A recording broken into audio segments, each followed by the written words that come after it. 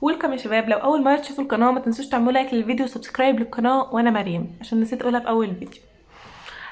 دلوقتي هقول لكم 5 حاجات بجد بجد كنت اتمنى ان هي تتقلي في الفتره دي في ثانويه عامه. خصوصا الفتره دي احنا خلاص بدانا نفقد الشغف في المذاكره، بتراكم علينا حاجات كتير. اجازه نص السنه دي انا خلاص هستسلم، هاجل ماده، اجل السنه، مش قادره اكمل الحوارات دي كلها. هقول لكم 5 حاجات بجد بجد هيخلي اللي ما بداش من اول السنه عنده اراده وعزيمه ان شاء الله يبدا ويجيب مجموع ويلحقكم في السباق. اول حاجه، لو بدات دلوقتي هتتساوي باللي بادئ من اول السنه عادي. ربنا سبحانه وتعالى قال وكل اعملوا فسيرى الله عملكم. ما حددش بقى وقت معين انك تبدا من الاول تبدا من الاخر، هو قال اعملوا وخلاص. تاني حاجة، ما تسمعش كلام حد وما تقارنش نفسك بحد. يعني مثلا ما يجيش واحد دلوقتي يقول لك اللي بدأ من اول السنة، يا عم انت مش هتلحق. الكلام ده كله ما تسمعوش ورا ظهرك.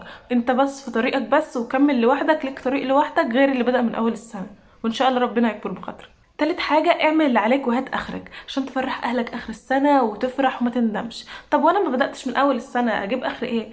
دلوقتي بجد الناس دي هي اللي ممكن تلحق اخر السنة وتجيب مجموعة عن اللي بدأ.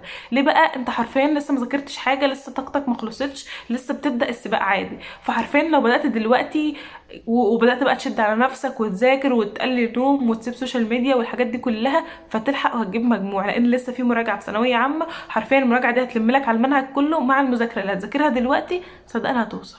رابع حاجة، قرب من ربنا وادعي كتير جدا، وافتكر دايما ان لا يغير القدر الا الدعاء. ادعي كتير جدا وقرب من ربنا، صلي الصلاة في ميعادها، صلي قيام ليل، قيام الليل بيعمل معجزات بجد. خامس حاجة، افتكر ان ربنا معاك دايما ومش هيسيبك. هو ما سابكش في المرات اللي فاتت عشان يسيبك المرة دي وانت جاي له ومحتاج له.